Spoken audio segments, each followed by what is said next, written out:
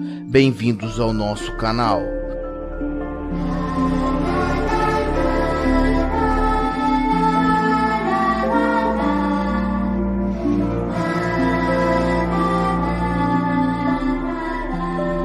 Contato sobrenatural.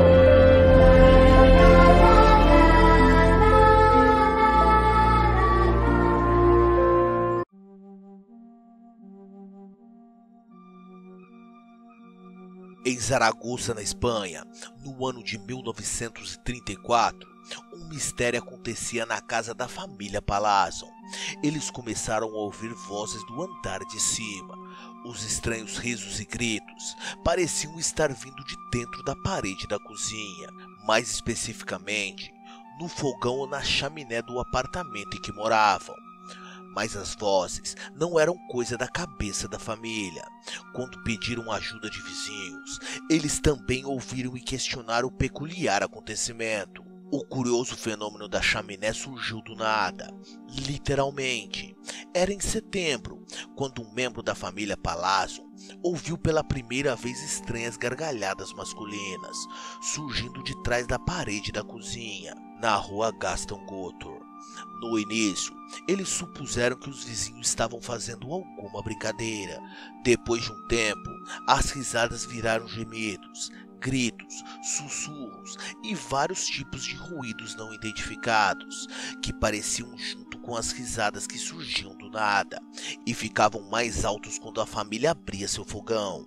No início, eram só ruídos e risadas, como se o que quer que fosse que estivesse fazendo aquilo estivesse ensaiando.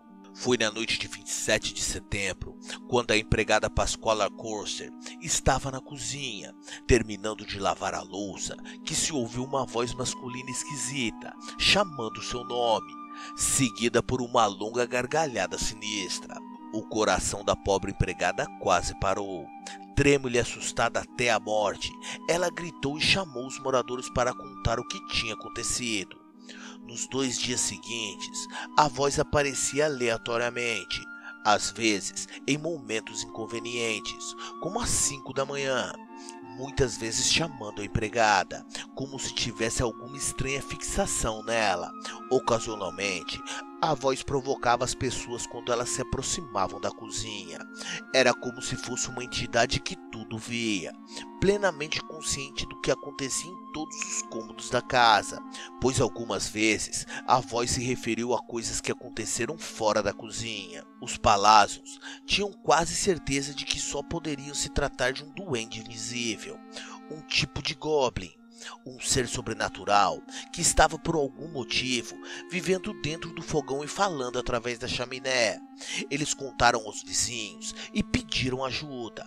Claro que os vizinhos não acreditaram a princípio, mas todos mudavam de opinião quando chegavam na cozinha e eram saudados por uma chaminé que chamava cada um pelo seu nome. Sem opções do que fazer a seguir, a família, em completo estado de confusão, recorreu à polícia.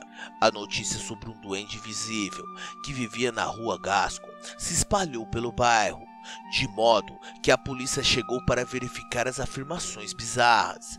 Era meados de novembro, quando ocorreu a primeira conversa formal entre o policial e o que quer que estivesse habitando a chaminé.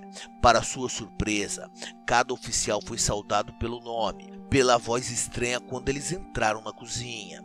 Desconcertados, mas acreditando que ali estava uma farsa elaborada, a polícia fez com que os Palazzos fossem transferidos para outra residência, distante, enquanto o imóvel era completamente investigado.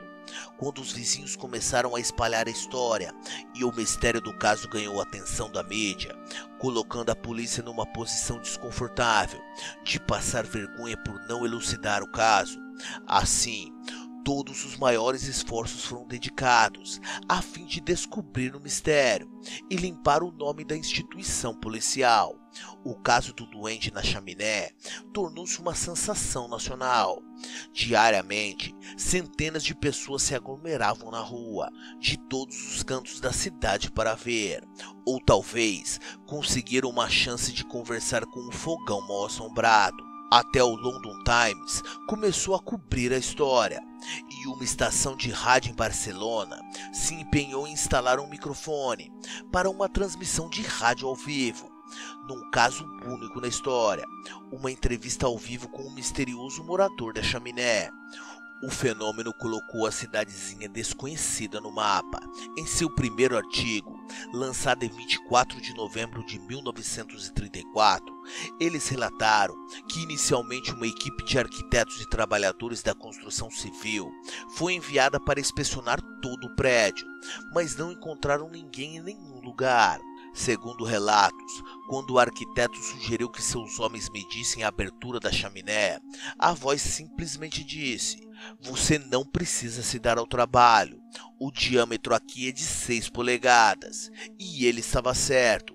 No segundo momento da investigação, após uma criteriosa varredura, a polícia evacuou o prédio, as casas ao lado e trouxe o exército para cortar toda a eletricidade e as telecomunicações da vizinhança.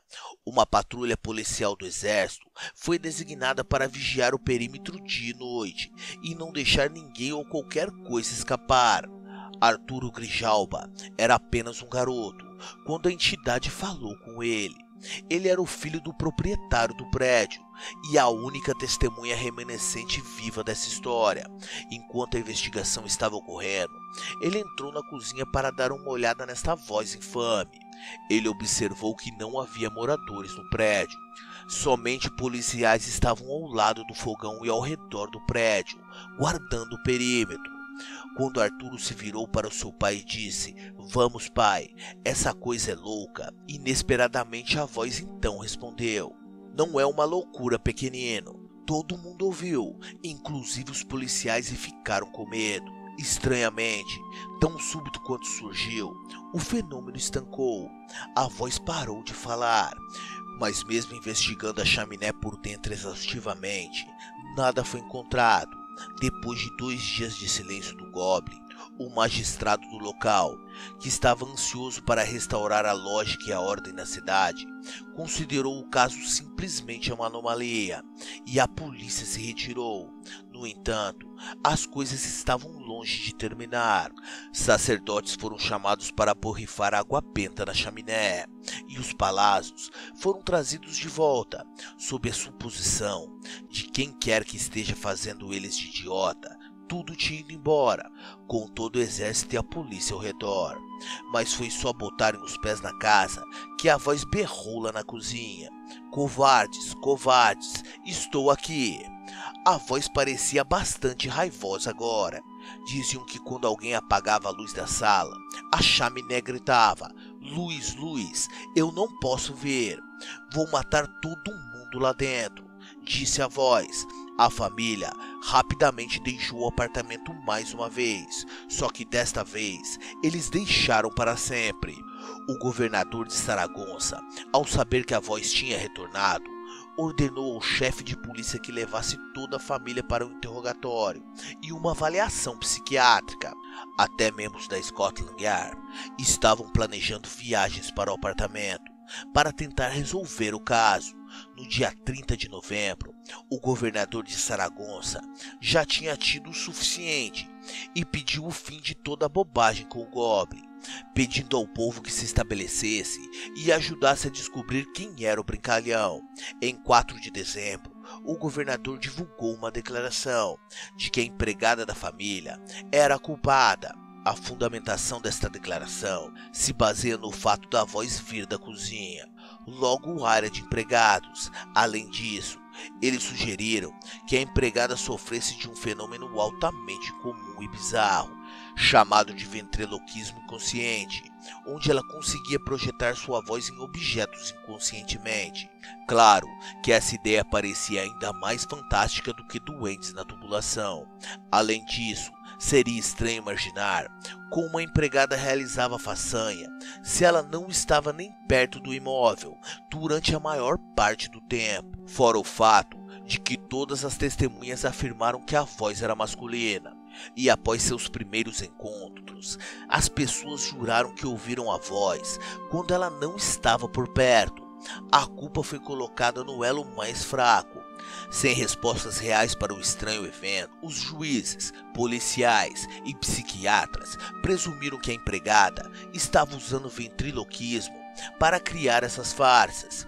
Eles estavam em extrema pressão para encontrar uma solução para essa histeria, que culpar a garota era a melhor maneira de acalmar a situação. Sua teoria do ventriloquismo não sobreviveu. Formalmente, é dito que o duende fez sua última comunicação, onde ameaçou matar a todos, em dezembro de 1934, quando a empregada não estava trabalhando na casa. Mas anos mais tarde, Arturo foi questionado sobre esse tema, e ele disse que para ele não era nada de ventrílocos, e que era algo que não era físico, e que a criatura continuou falando na chaminé até 1935, mas confirmou que devido ao medo, sua família acabou deixando a casa. O bloco de apartamentos foi demolido 40 anos depois, e o novo prédio no local recebeu o nome de Edifício Duende e Edifício Goblin, como homenagem ao fenômeno até hoje não explicado. Não existem mais relatos da volta desse fenômeno misterioso no local. E espero que tenham gostado demais desse vídeo. E se você gostou, deixe seu like e compartilhe nosso vídeo com seus amigos. Isso ajuda muito no crescimento do canal. E se ainda não é um sobrenatural, inscreva-se e não perca os nossos próximos vídeos. Um muito obrigado a todos vocês que nos acompanham. E até o nosso próximo vídeo.